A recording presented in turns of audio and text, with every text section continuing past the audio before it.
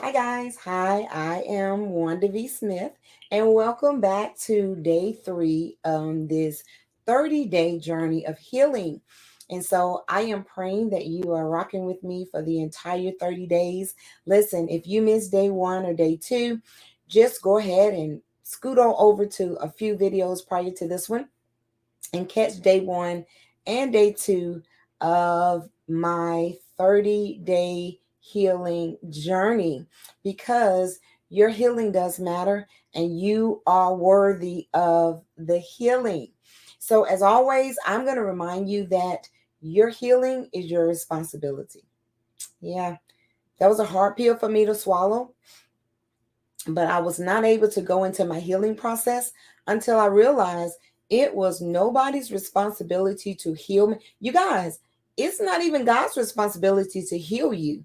It is your responsibility to line yourself up, get you into a position that God can flow down his spirit, that he can restore you and renew you.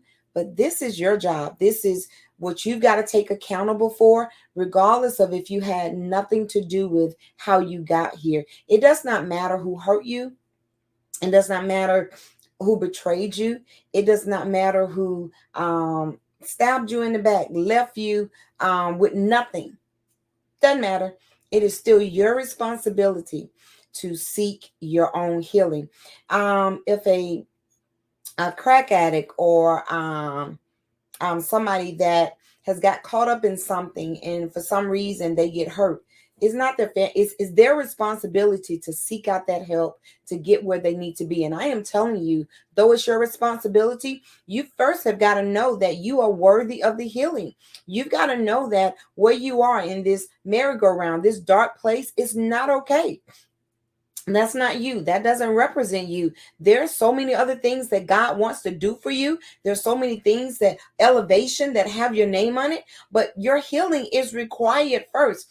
No matter what. I remember when my daughter, she hurt her ankle playing basketball, and she loved her some basketball. And when the doctor told her you will be missing the next 4 games, oh my God, that just broke her. Listen, but it was nobody's responsibility to heal her but her.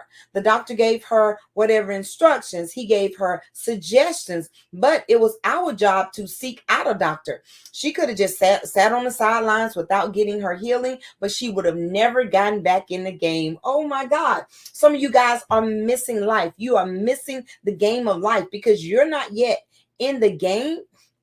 You still sideline hurt, and you can tell you hurt with your bitter conversation, with the rolling of the eyes, with that little whole demeanor shift. You're not healed yet. You are still sitting on the sidelines watching life. And God says, I wanted to put you back in the game weeks ago, months ago, years ago.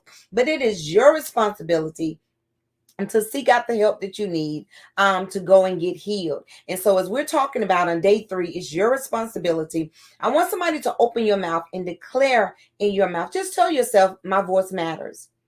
Listen, on day three, I've got to get you to understand this. Your voice does matter. But we've got to figure out how to adjust the words that are coming out of your mouth and adjust how those words are coming out of your mouth, because I told you on yesterday, healing sounds different than hurting. A hurt conversation sounds a whole lot different from a healed conversation. The conversation matters. Your voice matters. And sometimes when we're going through a hurt process and we're trying to tell our story and people are shying away or people are saying, and you're getting upset and you're like, well, I'm just trying to tell my story. I just want them to understand. It's not your story that they're shying. It's the presentation of the story. It's how you're coming off on the story. And you've got to figure out, God, heal me so that my story can get across if I even decide I want to tell it once I get healed. So I'm telling you, your voice matters. Your story matters. How you feel, that matters. But you've got to get to a point that you've got to start saying, but I don't want to get upset. If every time you tell what happened to you, you're pissed off, you're not healed. If every time you tell your story, the same hurt that you felt 10 years ago or 5 years ago is still there, you're not healed yet. If it's the same amount of tears when you tell your story 5 years later, you're still on the sideline and you're not ready to get back in the game. You're still hurt. But guess what? Your voice matters. What you went through matter, but your healing matters also. And so I want to tell you, the Bible tells us in Isaiah 41:13, for I am the Lord your God who takes hold of your right hand. Listen, and I say to you, do not fear. I will help you. God says, I'm here to help you. But go back to day one. You first have got to be able to say you need the help. You first have got to put yourself in a position to say, I am broken. I need somebody's help. God, I need you to help me maneuver through this. And I want to be healed. But one day I want to tell my story. I want my voice to be heard. And I want to tell you, your voice matters, but I want you to get healed first. So because I knew my voice mattered, and it took me a while to even tell my testimony, and I told you, and you're going to get bits and pieces of my testimony through this 30 days of journey. I told you that I used to be a first lady of a church, a very nice size mega church, and um just didn't see this coming, didn't expect this to come. I figured God was going to jump in and do his miracle working power, and I did not think God would let it play out this way. But to just think about the fact that I'm working at this church, I have benefits from this church. I've been at this church for 20 plus years, and I'm working full time, and so now all of a sudden I'm in a divorce and I'm unemployed. I'm in a divorce and I've got to find somewhere to stay. I'm in a divorce and I'm a single parent. Ooh, oh, to even say that word, single parent, what? Ooh, to say I'm a single parent with no job, with a car, got to figure out how to pay a car note. It was just terrible. And so to put all of that in front of me and then not expect me to be angry, I didn't know how to make that happen. All while I'm still serving God. I was no longer going to that church, but I was still going to other churches because I didn't want to get bitter, because I wanted to be healed. I just didn't know how to get that healing. And I didn't think my voice mattered at the beginning. I thought, well, I don't want to come off as an angry woman. I don't want to come off as bitter.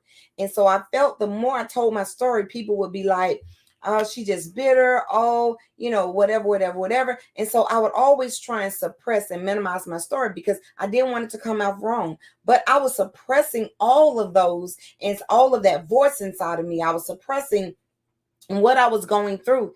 And all of a sudden, I remember thinking I was literally having a breakdown. Let me tell you something. Let me pause for a second.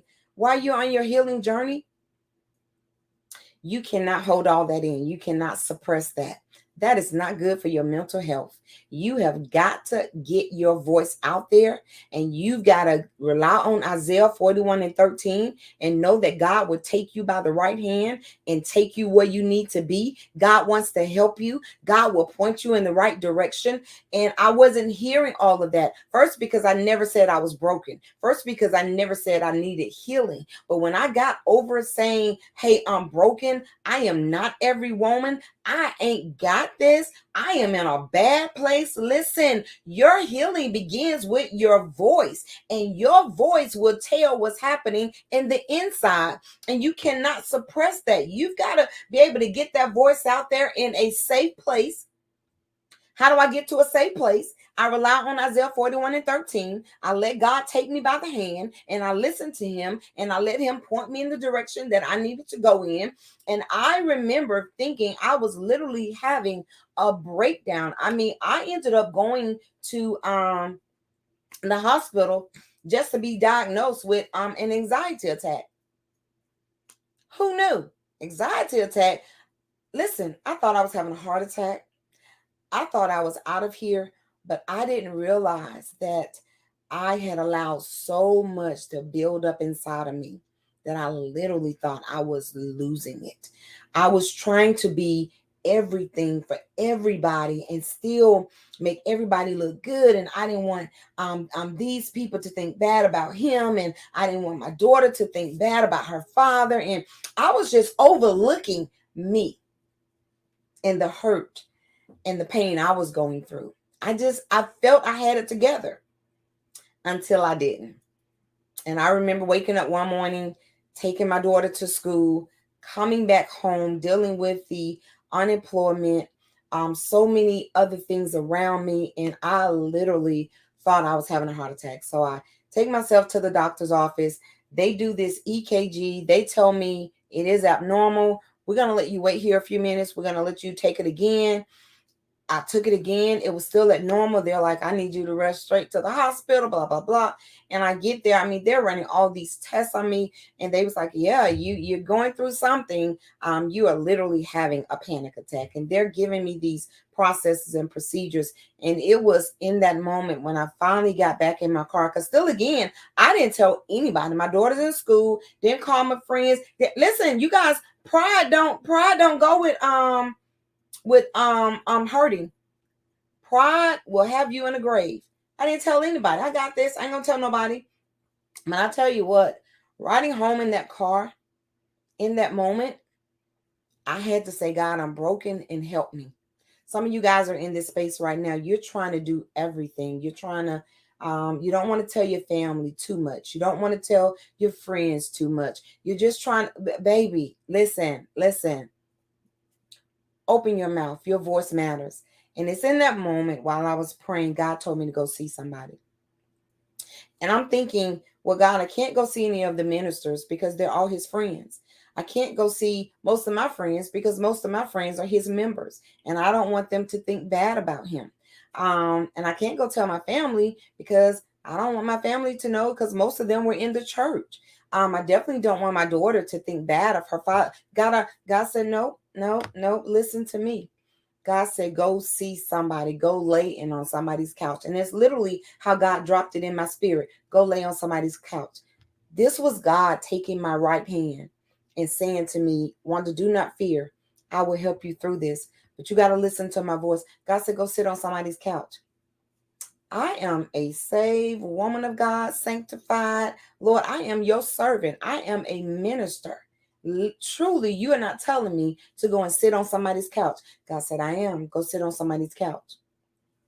That day when I got home, I began to look at the internet and search. And I began to say, this person, God, this person, God, this person, God. And as God finally gave me a confirmation of a young lady that was a Christian counselor, certified Christian therapist, certified the whole 9 yards. And so I'm calling, and her office is telling me, we just so happen to have a cancellation. Would you like to come tomorrow? And I knew then, I said, all right, God, so this is the person. I ran and sat on this lady's couch for the next 6 weeks. You guys, my voice did matter, but I needed to have my voice heard in a neutral, safe zone. I didn't need my voice to be heard where there was going to be judgment or where there was going to be people walking away saying, I ain't never going to that church no more. Blah, blah, blah, blah, blah, blah. I didn't want any of that. I didn't want the blood of anybody on my hands that you're not going here because of this, but trying to hold all this in. I literally was at a point where I was killing myself. I'm telling you, because you're trying to be everything for everybody, you are literally hurting you.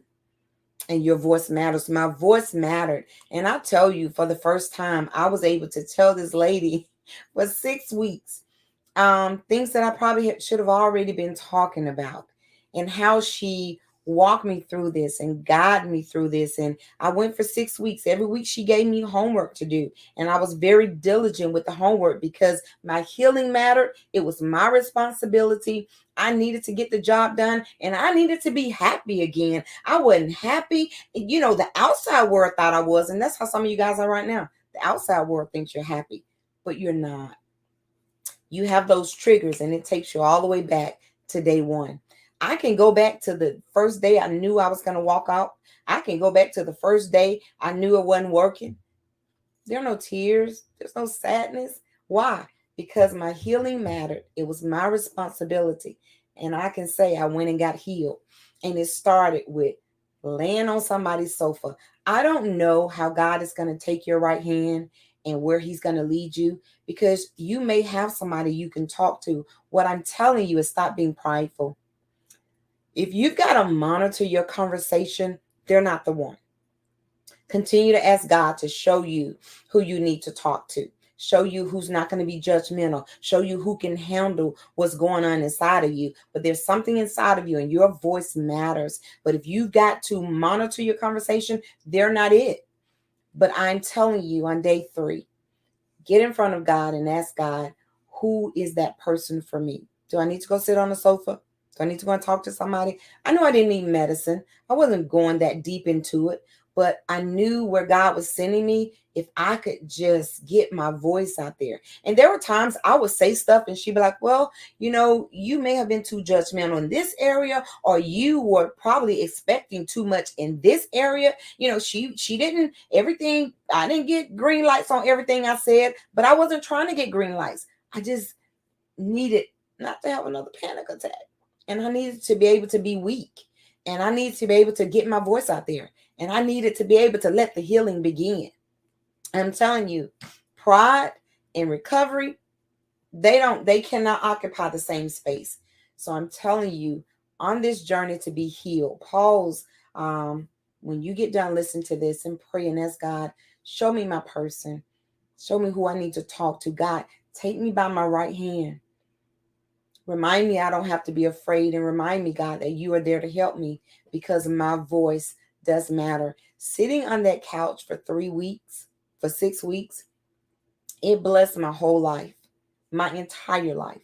And I tell you, at the end of the 6 weeks, I was ready to take on the world, but I was no longer being fake. I was no longer being phony. And I did not have to, at that point, even tell my whole story to a lot of people, because what I needed to say was all the way out there. I didn't need to throw little jabs here and jabs there, but it was because I heard God's voice and I was willing to follow his instructions.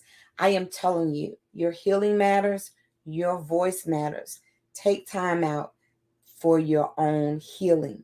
You matter. Listen, go ahead and let God show you where you need to go so you can get your voice out there. And one day you're going to be able to have this same testimony with no tears, no anger, no issues, just simply the joy of the Lord resting in your life. I'm praying for you. Listen, this concludes day 3. I'm so excited about day 4. Don't forget to join me on tomorrow for day 4. I am Wanda V. Smith, and I am healed, and I am declaring that you can be also. See you tomorrow.